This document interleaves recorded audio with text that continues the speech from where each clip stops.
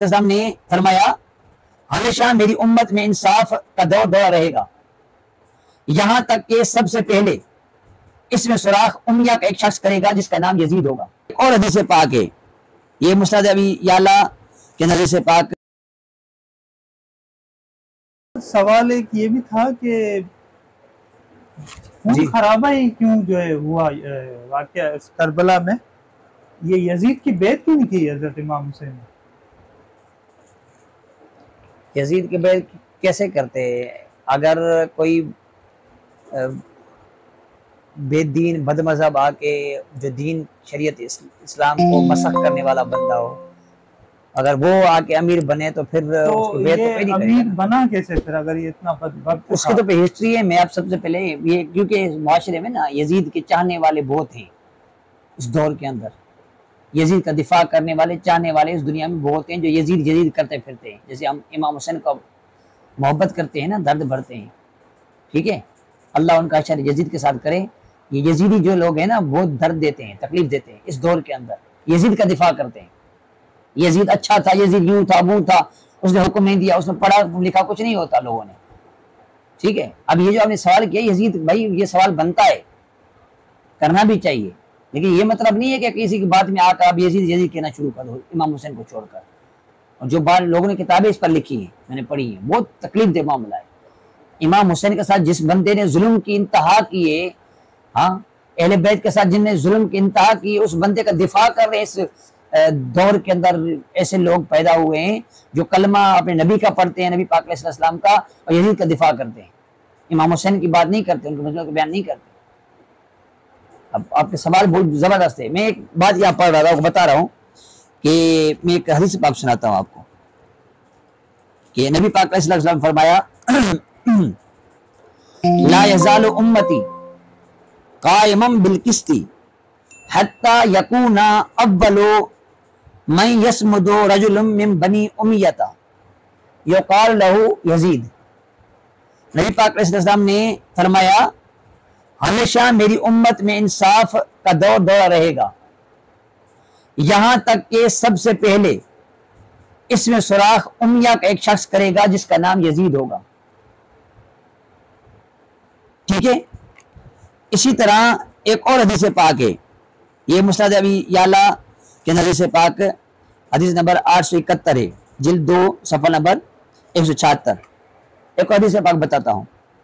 अन अबी ज़र्रिन काला समेत नबी सल्लल्लाहु अलैहि वसल्लम यक़ूलु अव्वलु मन युबद्दिलु सुन्नती रजुलुम मिन बनी उम्मियता युक़ाल लहू यजीद। हज़रत अबू ज़र रिवायत कहते हैं, फरमाते हैं कि मैं नबी पाक अलैहि सलाम फरमाते सुना कि मेरी सुन्नत को बदलने वाला पहला शख्स बनी उम्मिया से होगा जिसको यजीद कहा जाएगा। और यह हदीस पाक जुज़ुल कुलूब सफ़ा नंबर 33 पर मौजूद है, ठीक है। मैं आपको हदीस पाक की बात बता रहा हूँ। अल्लाह के नबी अलैहि सलाम ने पहली खबर बता दी कि इस तरह का एक बदबख्त इंसान पैदा होगा जिसको यजीद कहा जाएगा। वो दीन में रखना पैदा करेगा, दीन को बदलने को, युबद्दिल बना बदलेगा दीन को। अब एक हदीस पाक के अंदर ये बात आ गई। अब अल्लाह के नबी जिसके बारे में कहें कि दीन को बदलेगा, उसकी कोई बैत करेगा, ठीक।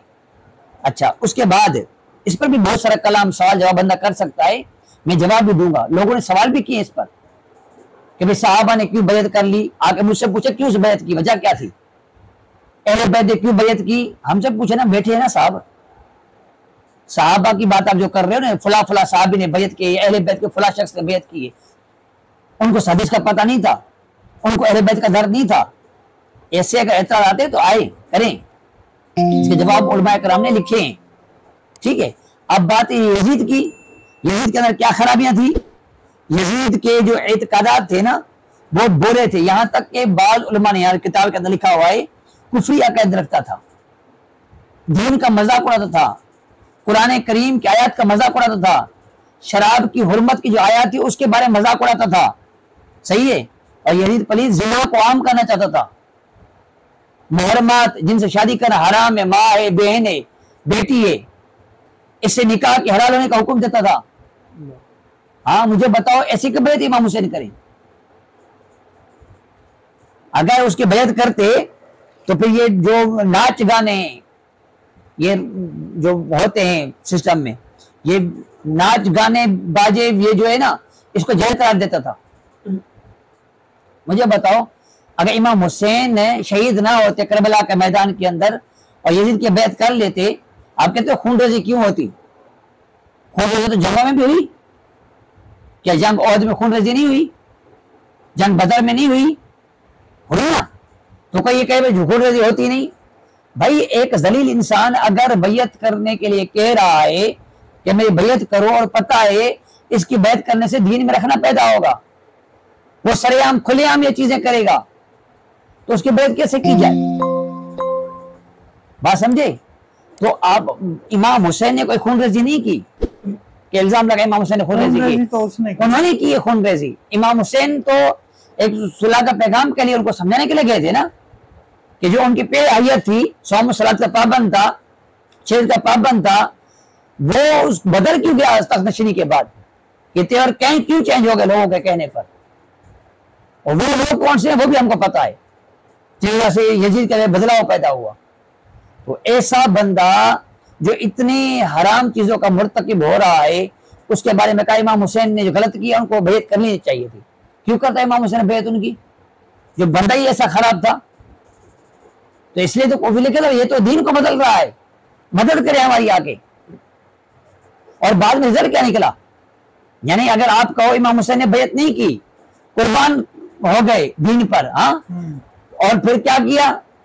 वो जंग हुआ का वाकया बताए ना आपको, काबा का गलब जलाया और काबे के अंदर, काबे को पत्थर मारे, मस्जिद नबी शरीफ के अंदर घोड़े बांधे, नमाज पर पाबंदी लगा दी, और मदीने पाक में जो खूनरेजी की, साहबा करम रिज़वान के खिलाफ जंग की, साहबा को कत्ल किया, शहीद किया, और जो वहां पर जिना को आम कर दिया मदीने पाक में। ये क्या जुर्म नहीं है?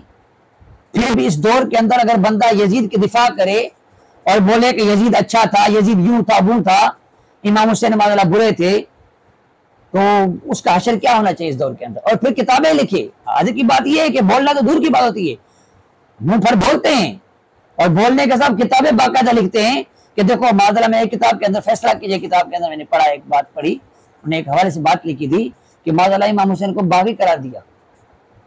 ये जो कलमा पढ़ने वाले लोग हैं, ऐसी इनको बात कर रहा हूं कि उनको चाहिए था इमाम हुसैन के यजीद के बैत इमाम हुसैन करते। ये लोग मशवरा देंगे जिनको वजू का तरीका नहीं आता, जिनको नमाज पढ़ने का तरीका नहीं आता, जिनको दीन का दर्द पता नहीं है, दीन इस्लाम कैसे फैला, कैसे आगे, इनको पता नहीं है किसी चीज का। ये लोग हमको दरस देंगे और हम बताएंगे इमाम हुसैन ने गलत किया, सही किया, तुम सही हो। तो इमाम हुसैन ने बिल्कुल अपनी जगह बिल्कुल सही फैसला किया, ठीक है। उनको बेयत नहीं करनी चाहिए थी, नहीं की। करते तो दीन इस्लाम मसख हो जाता, जैसे दीगर अदियान जो है मसख हो चुके हैं, बदल चुके हैं। दीन का ढांचा हमको पास मौजूद है ना, इमाम हुसैन की कुर्बानी का नतीजा है कि अल्हम्दुलिल्लाह कुरान हमारे पास मौजूद है, हाँ, अल्लाह के नबी इस्लाम सुन्नत हमारे पास मौजूद है। ये तमाम चीजें इमाम हुसैन की कुर्बानी के सदके हमको मिली है। अब बात समझ में आपको आई होगी, बिल्कुल मसला क्या है। जज़ाकल्लाह। आमीन।